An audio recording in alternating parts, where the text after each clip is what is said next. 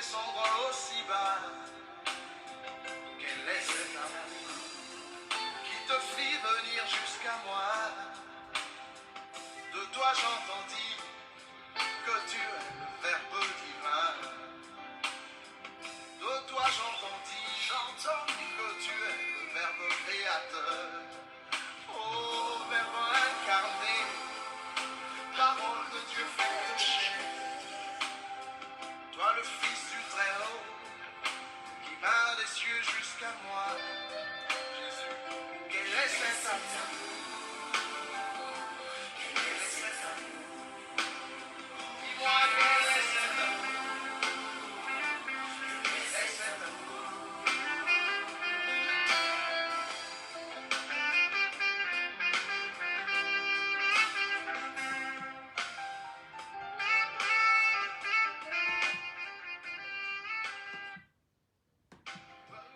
Je vous salue tous dans le nom précieux de notre Seigneur Jésus-Christ. Que le Seigneur soit avec nous, que le Seigneur nous bénisse abondamment. Celui qui a permis que cet après-midi, nous serons dans sa présence. Que le nom de notre Seigneur nous soit élevé, que le Seigneur nous bénisse abondamment. C'est bien moi, votre bien-aimé, l'évangéliste Jérémie Kilouanzi depuis Paris. On est là juste pour essayer de partager et d'édifier toujours les enfants de Dieu et les amoureux de la bonne parole.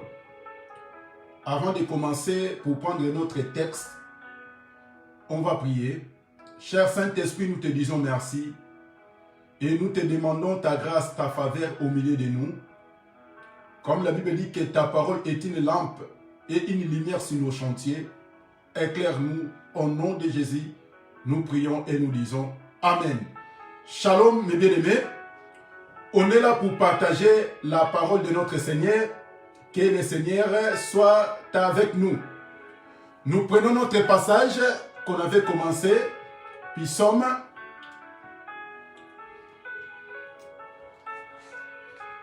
Le psaume 122. Le verset 1. Psaume 122, le verset 1. La Bible dit ceci. Je suis dans la joie quand on me dit allons à la maison de l'Éternel. C'était ça notre passage et notre thème qu'on a essayé d'introduire le dimanche dernier. Et aujourd'hui, on va essayer de marcher encore un tout petit selon la grâce de Dieu qui va nous accorder cet après-midi. Mais bien aimé, c'est juste un petit conseil. On est là tant que les enfants de Dieu pour continuer toujours à craindre Dieu, à marcher selon sa volonté. La Bible dit que dans les rouleaux du livre, il est question de notre Seigneur. Il n'est pas question de moi, de ma famille, de mes enfants ou de mes voyages. Non. Il est juste question de notre Seigneur Jésus-Christ. Donc, nous, on est là juste pour partager, pour parler des choses de Dieu. Si j'ai besoin de parler le problème de ma famille ou mes propres problèmes, je peux vous appeler, on va discuter ensemble. Mais ici, il est question de notre Seigneur. Si ce n'était pas pour le Seigneur, je ne pouvais pas passer à ce temps ici pour partager la parole de Dieu. Donc, dans Psaume 122, le verset 1, David, il est content, nulle ailleurs. Donc lui, tant qu'il est roi, il était roi plutôt, mais il était content seulement dans la maison de Dieu. Là où il se trouve sa joie, il se trouve la sécurité, il se trouve vraiment, il est vraiment bien. Mais dans sa maison, David, il est angoissé, il est inquiété. Pourquoi? Puisque lui-même, il a dit que je suis dans la joie.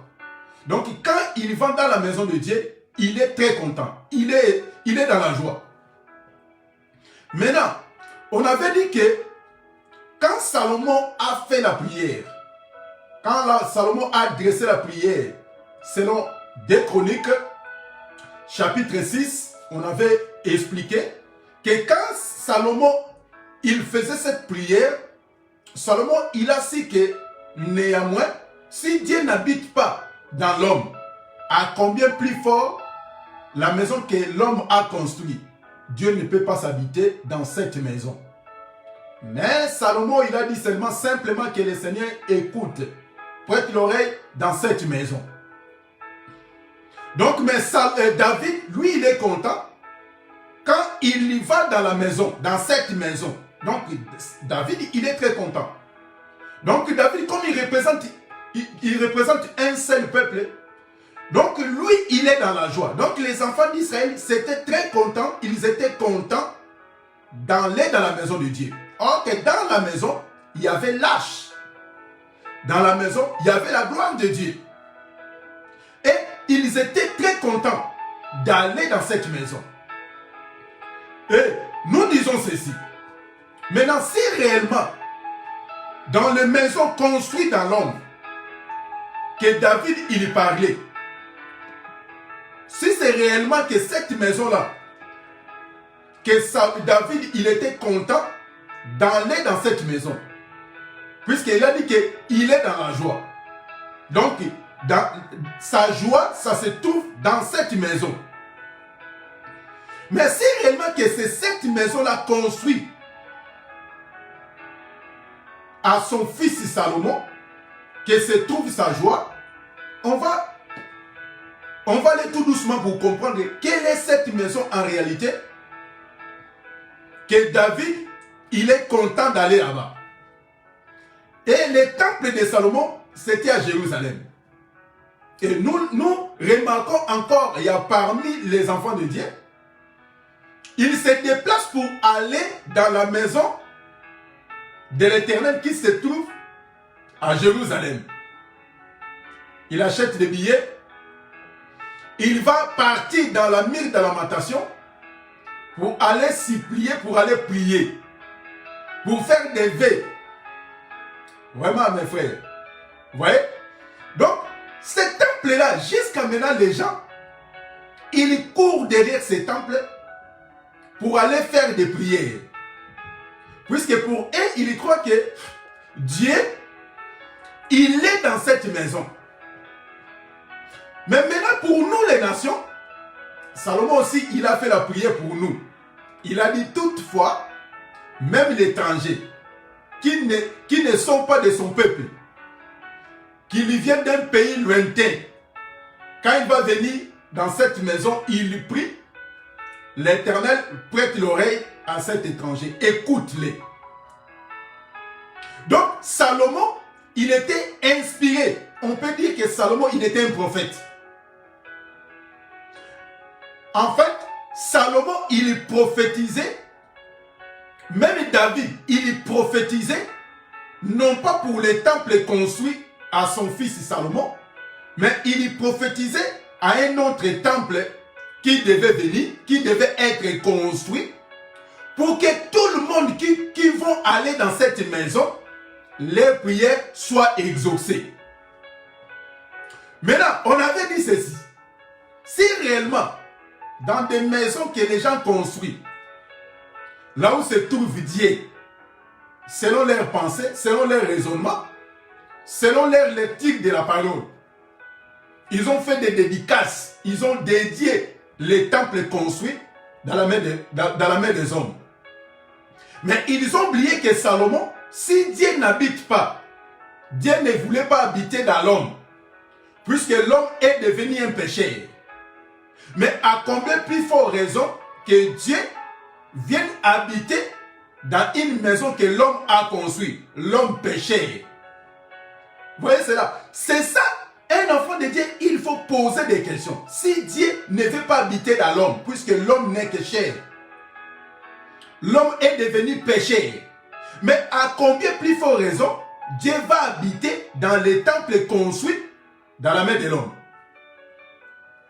Vous voyez cela? Donc, c'est-à-dire, un homme construit une maison.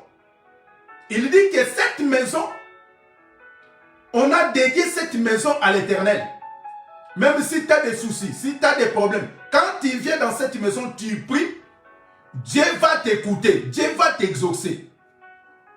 En réalité, mais cette maison-là donne la vie aux gens, donne la consolation aux gens.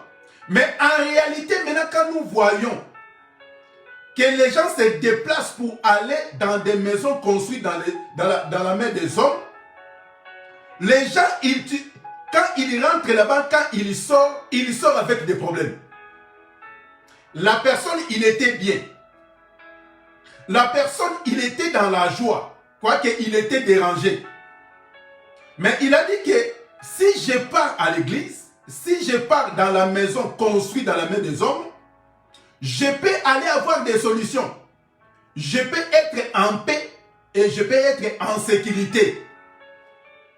L'homme ou la femme, elle était mariée. Quand elle est partie dans l'église du bâtiment, la femme est sortie divorcée. Mais David, en disant, je suis dans la joie quand on me dit d'aller dans la maison de Dieu. Écoutez mes frères. Maintenant, quand on fait un peu d'analyse, pour analyser des choses qui se passent maintenant actuelles, les gens, ils veulent aller à l'église ou les gens, ils veulent rester dans leur maison. Pourquoi? Quand nous parlons avec d'autres personnes, ils disent que quand je ne partais pas, j'étais bien avec ma famille, j'étais bien avec mes proches. Mais quand j'ai commencé à partir dans des églises et bâtiments, ça m'a créé encore des soucis. Et ça m'a créé des divisions avec moi et ma famille. Vous voyez l'église bâtiment? Les gens, ils ont fait des dédicaces. Ils ont bien construit leur maison comme Salomon. Il dit que quand quelqu'un a des problèmes, il a des soucis, il vient dans cette maison.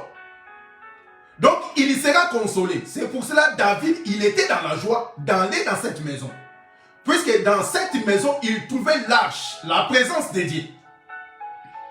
Maintenant, quand on parle maintenant dans la nouvelle alliance, là où le Seigneur Jésus-Christ règne, maintenant, le Seigneur, il a vraiment besoin de construire une maison pour que le Seigneur vienne habiter.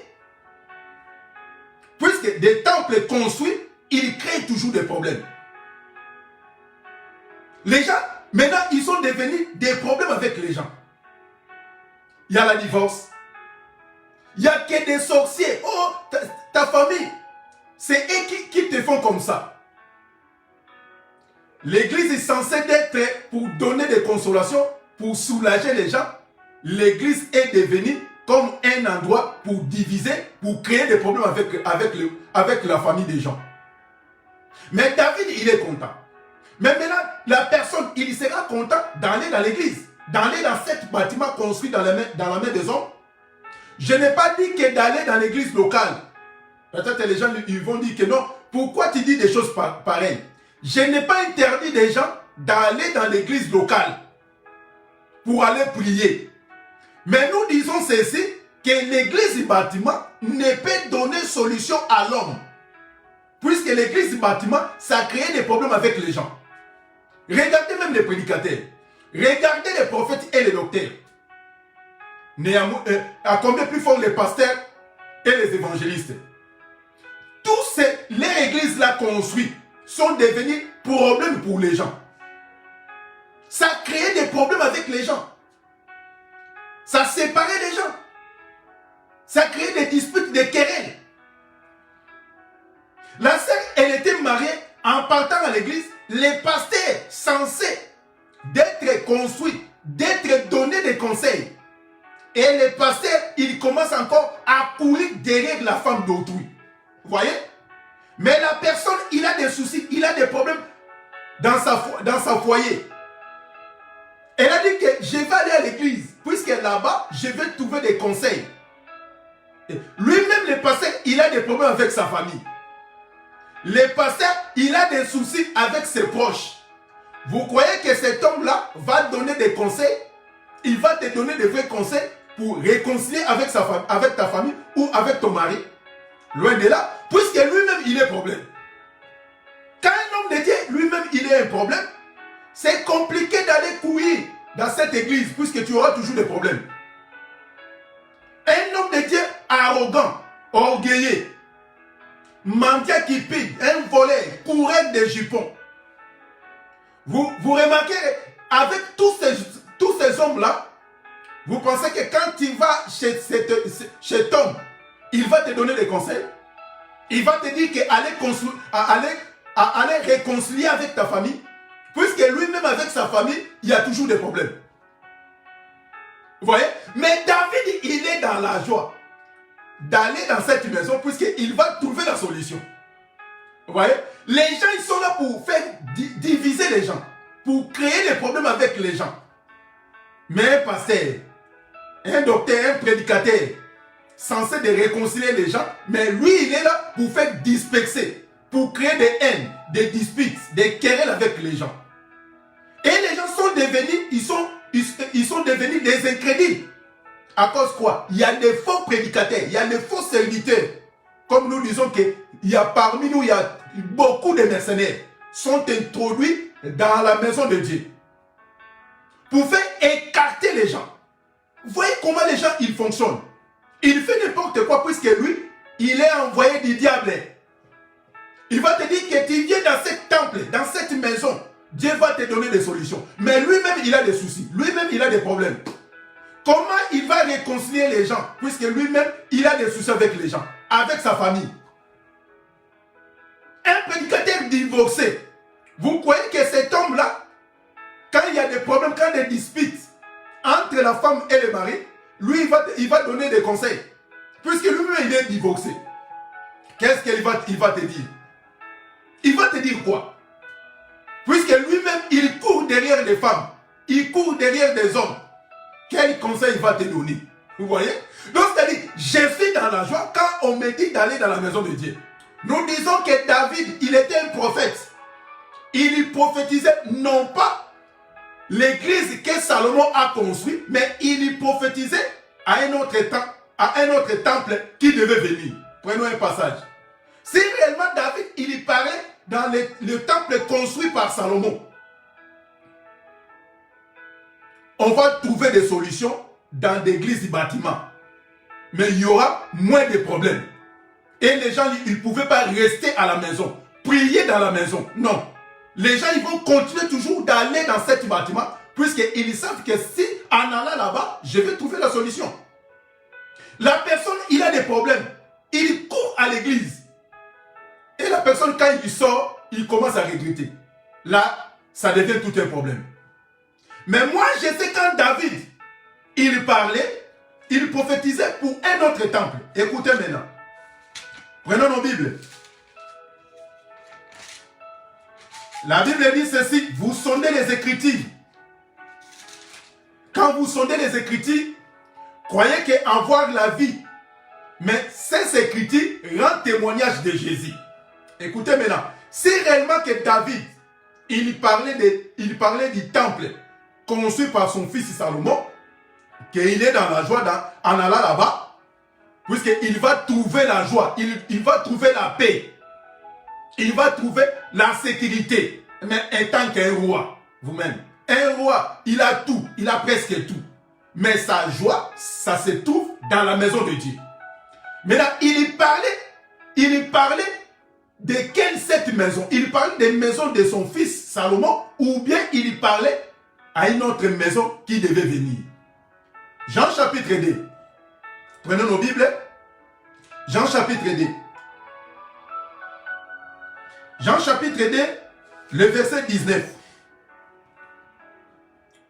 Au verset 21. Écoutez, Jean chapitre 2, le verset 19 au verset 21. La Bible dit ceci. Jésus leur répondit, détruisez ce temple, et en 3 jours, je les relèverai. Le Juif dit, il a fallu 46 ans pour bâtir ce temple, et toi, en 3 jours, tu les relèveras. Le verset 21. Mais il parlait du temple de son corps. Mais il parlait du temple de son corps. Ah!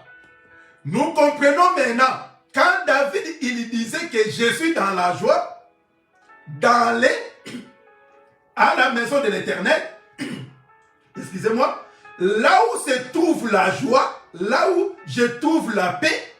Donc, il ne parlait pas de temple construit à son fils Salomon, mais il parlait du temple qui devait venir à la personne de Jésus-Christ. Donc, c'est Jésus qui est le véritable temple. C'est pour cela que Jésus en disant, détruisez ce temple et je le relèverai, je rebâtirai dans 3 jours. Les Juifs commencent à murmurer. Alors que Jésus, il parlait de son corps qui est le temple. Ah, vraiment, le Seigneur est bon. Le Seigneur est merveilleux, mes frères. Donc, c'est-à-dire, les temples là que Salomon en disant, même les étrangers, même nous, de son peuple, s'il a péché, il vient dans cette maison, il y prie. Il faut le pardonner. Écoutez ses prières. Même les étrangers qui viennent loin, qui viennent dans cet temple pour prier, écoute. Afin que ton nom, tout le monde sache qu'en Israël, il y a un Dieu. Voyez? Donc ce temple-là que Dieu a mis, Dieu a placé son nom dans le temple de Jérusalem. Nous comprenons que maintenant le véritable temple est descendu du ciel. Le vrai temple, c'est la personne de Jésus. C'est lui le véritable temple. Quand il est descendu sur la terre, il commence à marcher. Donc c'est-à-dire, le temple conçu par Salomon, il était installé, il ne bougeait pas. Mais le véritable temple, quand il va venir, le temple là va commencer à se déplacer, va commencer à bouger. Le temple, il ne va pas rester à Jérusalem.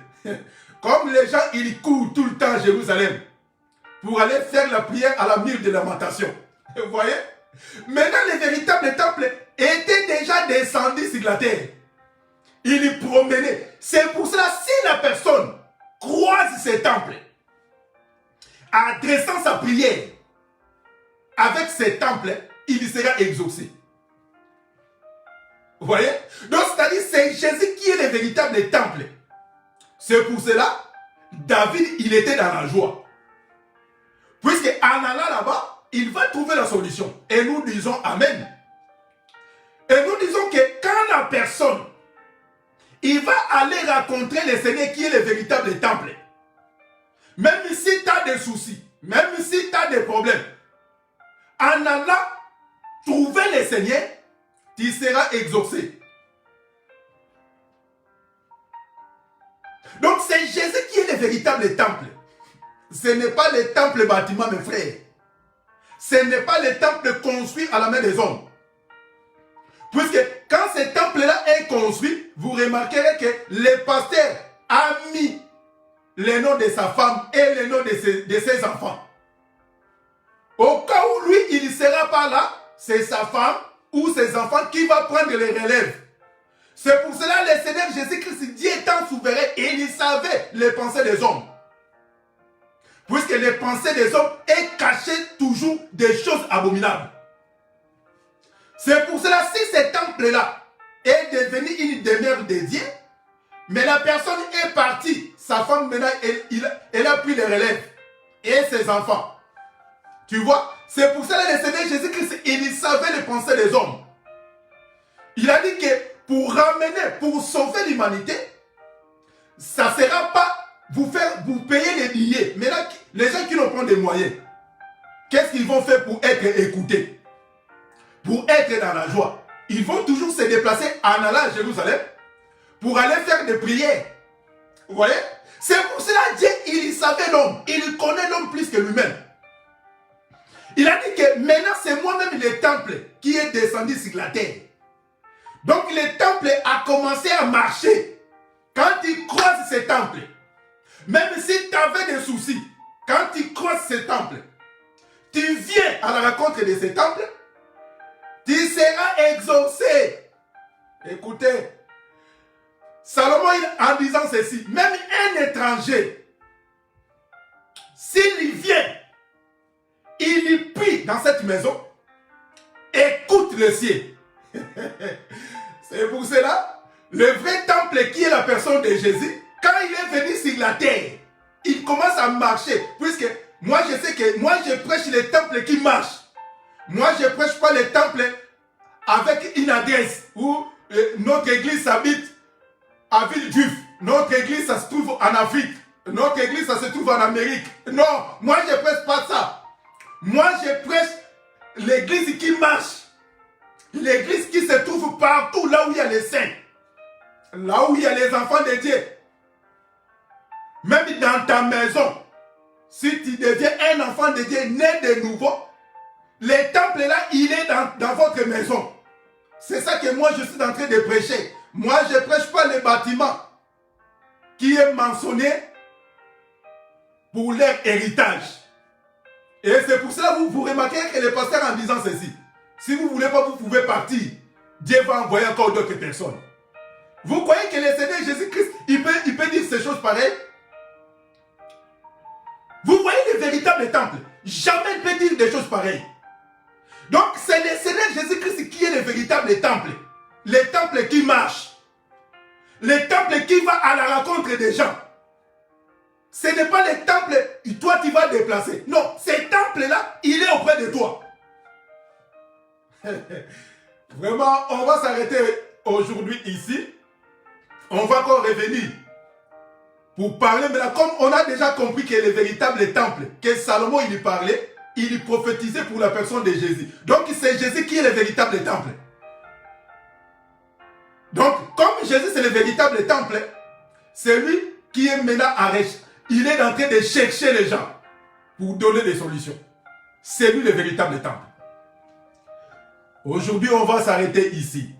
On va encore revenir. On n'est pas pressé, mais on est prêt pour essayer d'éclairer les enfants de Dieu. Pour les faire voir que le temple construit dans la main des hommes ne peut donner la vie aux gens.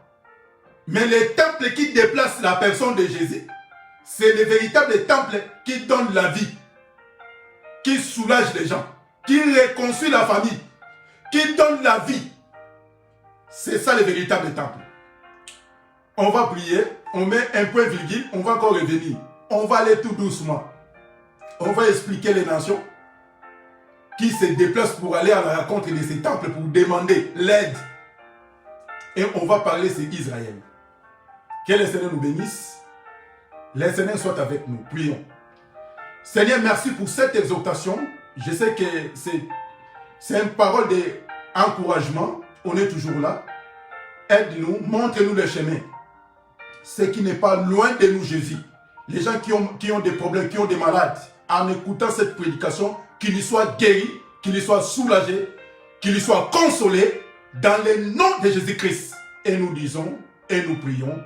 Amen. Que le Seigneur soit avec nous. On va se voir la semaine prochaine pour continuer notre prédication. Que le Seigneur soit avec nous.